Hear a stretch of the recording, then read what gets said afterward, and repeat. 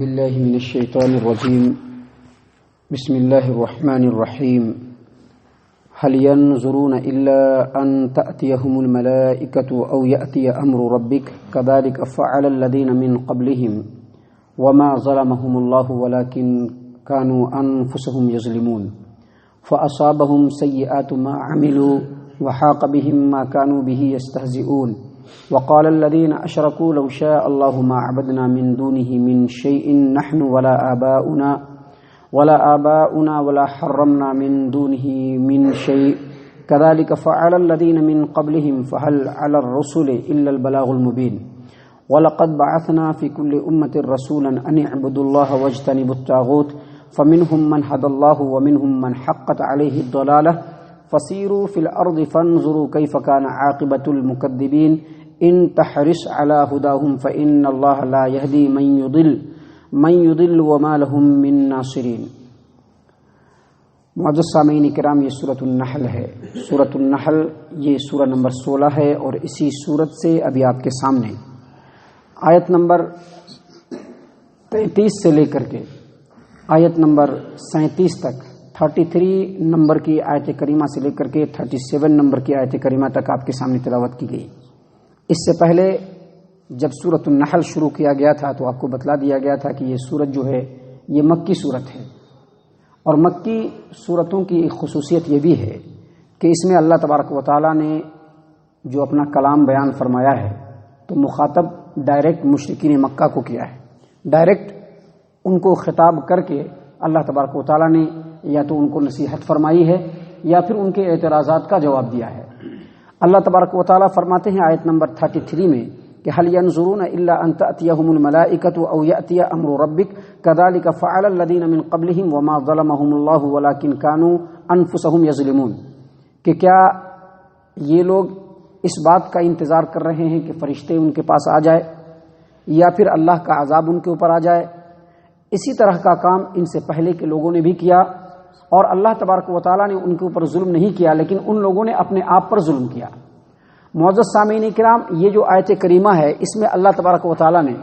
مشرکین مکہ کے ایک اعتراض کا جواب دیا ہے. ان کے بہت سارے جو اعتراضات تھے ان میں سے ایک اعتراض یہ بھی تھا کہ محمد صلی اللہ علیہ وسلم جو اپنے آپ کو اللہ کا رسول کہتے ہیں اور جو یہ دعویٰ کرتے ہیں کہ ان کے اوپر اللہ کا کلام نازل ہو رہا ہے، ان کے اوپر اللہ تبارک و تعالیٰ کے احکامات لوگوں کے لیے نازل ہو رہے ہیں، تو اللہ تبارک و تعالیٰ کو چاہیے یہ تھا کہ ایک فرشتے کو نازل کر دیتے اور فرشتہ ان کے ساتھ رہتا اور لوگوں کو یہ بتلاتا کہ یہ واقعی اللہ کے رسول ہیں. اللہ تبارک و تعالیٰ نے ان کے اس اعتراض کا جواب دیتے ہوئے کہا کہ فرشتے تو ضرور نازل ہوں گے تمہارے اوپر، اور فرشتے جب لوگوں پر نازل ہوتے ہیں تو صرف دو ہی کام کے لیے، یا تو ان کے روح کو اللہ تبارک و تعالیٰ کے حکم سے نکالنے آتے ہیں یا پھر قہر الہی کو ان پر نازل کرنے آتے ہیں. کیونکہ یہ جو اعتراض ہے مشرکین مکہ کا تنہا اکیلا نہیں ہے، بلکہ مشرکین مکہ سے پہلے بھی لوگوں نے دوسرے جو نبی آئے ان کے اوپر یہی اعتراض کیا کہ فرشتے بھی ان کے ساتھ ہونا چاہیے، اور یہ اعتراض برابر کرتے رہے، حق کا انکار کرتے رہے. یہ اکیلے حق کا انکار کرنے والے نہیں بلکہ اس سے پہلے بھی لوگوں نے اسی طرح سے حق کا انکار کیا،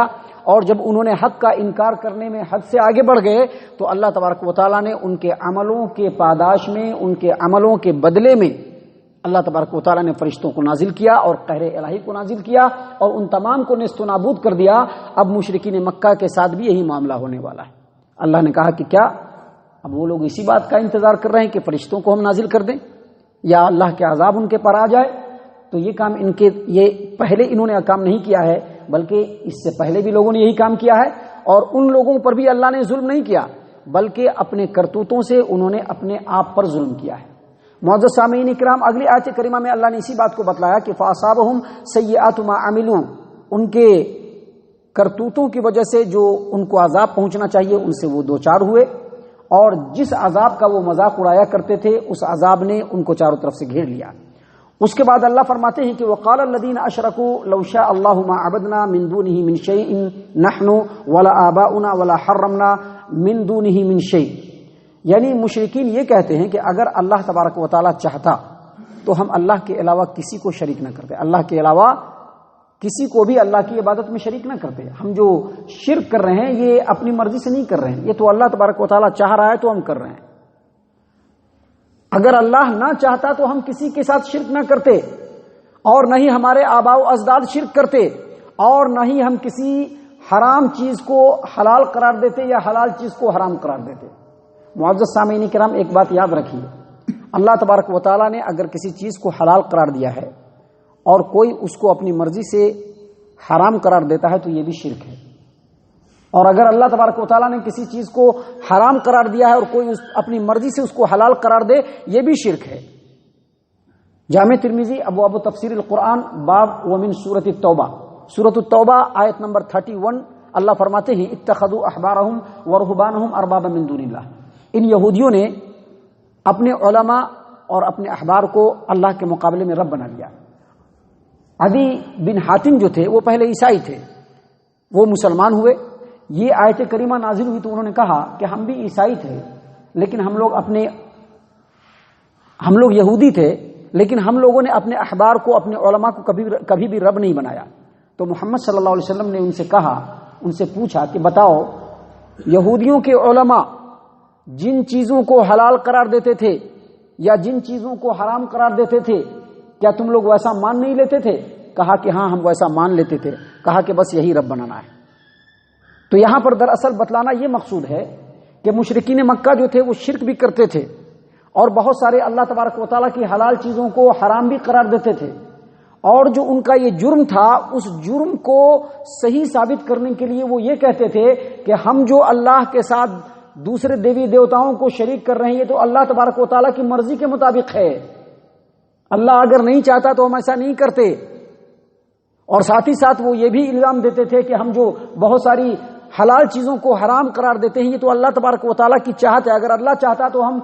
ہم شرک کرتے، نہ ہمارے آباء و اجداد شرک کرتے، اور نہ ہی ہم کسی حلال چیزوں کو حرام قرار دیتے. اللہ نے ان کا جواب دیتے ہوئے کہا، فرمایا اللہ تبارک و تعالیٰ نے کہ کذالک فعل الذین من قبلہم،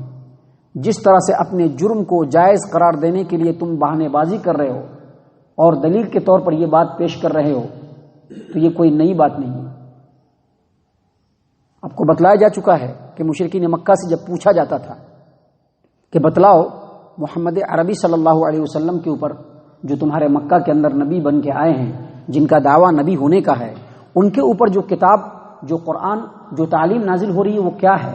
تو ان لوگوں نے کہا کہ کوئی نئی بات تو پیش نہیں کر رہے ہیں، بس پرانی باتیں پیش کر رہے ہیں. یہ سب باتیں ہم لوگ پہلے سے سنے ہوئے ہیں، ساری پرانی باتیں ہیں. گویا ان لوگوں کا نبی صلی اللہ علیہ وسلم پر یہ اعتراض تھا کہ نبی صلی اللہ علیہ وسلم جو کلام پیش کر رہے ہیں، جو تعلیم پیش کر رہے ہیں، وہ پرانی تعلیم ہے. اللہ تبارک و تعالیٰ نے یہاں پر اسی بات کا جواب دیتے ہوئے کہا کہ تم جو اپنے گناہ کو جو تم کرتے ہو، شرک کرتے ہو، اللہ کی نافرمانی کرتے ہو، اللہ کی حلال کی بھی چیزوں کو حرام قرار دیتے ہو، اور اس کے جواز کے اوپر تم جو یہ دلیل پیش کرتے ہو کہ اگر اللہ کو منظور نہ ہوتا ہم ایسا نہیں کرتے، یہ جواب تم سے پہلے لوگوں نے بھی دیا ہے. اور اس جواب کے اوپر غور کرو گے تو اس جواب کے اندر خود اس جواب کا رد مل جائے گا کہ یہ جواب صحیح نہیں ہے. کیوں صحیح نہیں ہے؟ کہ اگر اللہ تبارک و تعالیٰ کو شرک منظور ہوتا، اگر اللہ تبارک و تعالیٰ کو اپنی نافرمانی منظور ہوتی، اگر اللہ تبارک و تعالیٰ کو یہ منظور ہوتا کہ اللہ دنیا میں انسان اللہ کے حکموں کو چھوڑ کر دوسروں کے حکموں پر چلنا شروع کر دے، شرک کرنا شروع کر دے، تو اللہ تبارک و تعالیٰ اس کی مذمت قرآن کریم میں یا اس سے پہلے جتنے بھی نبیوں کے اوپر کتابیں اور حکم نازل ہوئی اس میں کبھی بھی اس کی مذمت نہیں کرتا. اللہ نے ہر دور میں ہر نبی کے اوپر جو کلام نازل کیا، جو احکام نازل فرمائے، اس میں اس بات کی وضاحت ضرور کی کہ اللہ تبارک و تعالیٰ کو چھوڑ کر دوسروں کو شرک کرنے والے، دوسروں کو شریک کرنے والے، اللہ کی الوہیت میں، اللہ کے معبود ہونے میں، اللہ کے رب ہونے میں اگر دوسروں کو کوئی شریک کرتا ہے تو یہ جو شرک ہے یہ بہت بڑا گناہ ہے. اور تمام چھوٹے چھوٹے گناہوں کو تو اللہ معاف کر دے گا، تمام دوسرے گناہوں کو تو معاف کر دے گا، شرک کو اللہ کبھی بھی معاف نہیں کرے گا. اللہ نے تمام نبیوں کو اس بات کی جو ہے وضاحت فرما دی. تو دراصل اللہ یہاں پر یہی جواب دینا چاہتے ہیں کہ اگر اللہ کو منظور ہوتا شرک کرنا تو اللہ کو چاہیے یہ تھا کہ لوگوں کے شرک کے اوپر خاموشی برتتے. لیکن جتنی بھی کتابیں نازل کی اللہ تبارک و تعالیٰ نے، ان تمام کتابوں میں اللہ تبارک و تعالیٰ نے شرک کی بھرپور مذمت کی اور یہ فرمایا کہ اللہ دوسرے تمام گناہوں کو بخش سکتا ہے لیکن شرک کو کبھی بھی نہیں بخشے گا. تو یہاں پر اللہ تبارک و تعالیٰ نے یہی بات بتلایا کہ یہ جو بہانے بازی کر رہے ہو یہ تمہارا پہلا کام نہیں. کذالک فعل الذین من قبلہم، ان سے پہلے لوگوں نے بھی ایسا ہی کیا. فہل علی الرسول الا البلاغ المبین، لیکن ہمارے رسولوں کے اوپر بالکل کھلم کھلا بات کو پہنچا دینا. یعنی ہمارے رسولوں نے کھلم کھلا شرک کے بارے میں، اللہ کی نافرمانی کے بارے میں تمام باتیں بیان فرما دی. اس کے بعد اگلی آیت کریمہ میں اللہ فرماتے ہیں وَلَقَدْ بَعَثْنَا فِي كُلِّ أُمَّةٍ رَسُولًا أَنِ اعْبُدُوا اللَّهَ وَاجْتَنِبُوا الطَّاغُوتَ فَمِنْهُمْ مَنْ هَدَى اللَّهُ وَمِنْهُمْ مَنْ حَقَّتْ عَلَيْهِ الضَّلَالَةُ فَسِيرُوا فِي الْأَرْضِ فَانظُرُوا كَيْفَ كَانَ عَاقِبَةُ الْمُكَذِّبِينَ. ہم نے ہر امت کے اندر رسول بھیجے اور جو رسول آئے ان کا کہنا یہی تھا، لوگوں کو تعلیم یہی دی، لوگوں کو یہی نصیحت کی، لوگوں کو یہی اللہ کا پیغام پہنچایا کہ ایک اللہ تبارک و تعالیٰ کی عبادت کرو اور طاغوت سے بچو. یعنی تمام نبیوں کا یہی کہنا تھا، تمام نبیوں کی تعلیم یہی تھی کہ ایک اللہ کی عبادت کرو اور طاغوت سے بچو. اور طاغوت کے بارے میں سلف صالحین نے یہ کہا کہ اللہ کے علاوہ جس کی بھی اطاعت کی جائے، اللہ اور اس کے رسول کو چھوڑ کر کے جس کی بھی فرما برداری کی جائے، اللہ کے علاوہ جس کی بھی عبادت کی جائے، چونکہ رسول تو اپنی بات بولتے نہیں، رسول تو اللہ کی بات بولتے ہیں، تو اللہ کے علاوہ جس کی بھی اطاعت کی جائے، جس کی بھی عبادت کی جائے وہ طاغوت ہے. چاہے کوئی ملک ہو، چاہے کوئی ادارہ ہو، چاہے کوئی جماعت ہو، چاہے کوئی حکمران ہو، چاہے کوئی بادشاہ ہو، اگر وہ ظالم ہے، اللہ کا نافرمان ہے اور لوگوں کو اپنی نافرمانی پر مجبور کرتا ہے اور لوگ اس کے پیچھے چل پڑتے ہیں تو وہ طاغوت ہے. اللہ کا حکم آ گیا، سب کچھ پتہ چل گیا، اللہ نے ایسا کہا ہے کرنے کے لیے، لیکن اس کے باوجود دل کی سن کر کے دل کے حساب سے کرتے ہیں تو وہ دل اور نفس جو ہے وہ بھی طاغوت ہے. یاد رکھیے گا، اللہ کا حکم واضح ہو گیا، یہ ہے رب کا حکم، اس کے بعد بھی ہمارا دل نہیں چاہ رہا ہے، ہمارا نفس نہیں چاہ رہا ہے، ہم یہ نہیں کر سکتے، اس کے بعد بھی اللہ کے آئے ہوئے حکم کی نافرمانی کرتے ہوئے اپنی نفس کی اتباع اور اطاعت جس نے کر دی تو اس کا نفس جو ہے وہ اس کے لیے طاغوت ہے. تمام رسولوں نے یہ بیک زبان، تمام رسولوں نے اپنی امت کو یہ دعوت دی کہ ایک اللہ کی عبادت کرنا اور طاغوت سے بچ جانا. یہ جو طاغوت ہے نا، یہ بہت بڑی چیز ہے. طاغوت یہ کوئی ہلکی پھلکی چیز نہیں ہے. اللہ کو چھوڑ کر کے جس کسی کی بھی اطاعت کی جائے وہ اللہ کے مقابلے میں طاغوت ہے اور اس سے بچنے کے لیے کہا گیا ہے. اللہ تبارک و تعالیٰ فرماتے ہیں کہ جب تمام رسولوں نے یہ دعوت دے دی تو بعض لوگوں نے تو ہدایت حاصل کر لی اور بعض لوگوں کے اوپر گمراہی واجب ہو گئی. اللہ فرماتے ہیں کہ فسیروا فی الارض فانظروا کیف کان عاقبۃ المکذبین. جن لوگوں نے رسولوں کو جھٹلایا ان کا انجام، اے مشرکین مکہ، صرف قرآن کو سن کر کے تم مت دیکھو، تم آگے بڑھو. قوم نوح، قوم عاد، قوم سمود، اصحاب مدین اور اس طرح کی جو قومیں ہیں یہ سب مکہ کے ارد گرد میں ہی، آس پاس میں ہی ہیں. سب جاؤ ان کے کھنڈرات کو دیکھو اور دیکھو کہ ان کا کیا انجام ہوا. فسیروا فی الارض، نکلو اور نکل کر کے ان تمام قوموں کا انجام دیکھو کہ ان لوگوں نے اللہ تبارک و تعالیٰ کو جب جھٹلایا، اللہ کے حکم کو جھٹلایا، اللہ کے حکم کے مقابلے میں طاغوت کی پیروی کی تو ان تمام کو اللہ تبارک و تعالیٰ نے نست و نابود کر دیا. اور اس کے بعد اخیر میں اللہ تبارک و تعالیٰ نے محمد صلی اللہ علیہ وسلم کو مخاطب کرتے ہوئے کہا ان تحرس علی ہداہم، اے محمد صلی اللہ علیہ وسلم،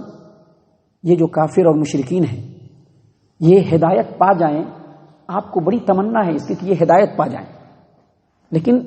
آپ کے چاہنے سے صرف نہیں ہوتا ہے. اللہ فرماتے ہیں فإن اللہ لا يهدي من يضل، جو اللہ تبارک و تعالیٰ کی طرف سے گمراہ ہو جائے اس کو کوئی بھی ہدایت نہیں دے سکتا. جو اللہ کی طرف سے گمراہ ہو جائے مطلب جس کی چاہت ہی گمراہ کی، جو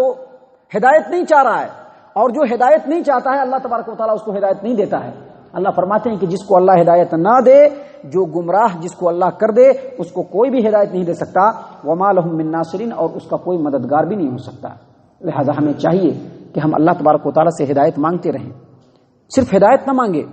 بلکہ اللہ تبارک و تعالیٰ سے یہ بھی کہے کہ جب اللہ نے ہم کو ہدایت دی ہے تو کہیں ربنا لا تزغ قلوبنا بعد اذ ہدیتنا.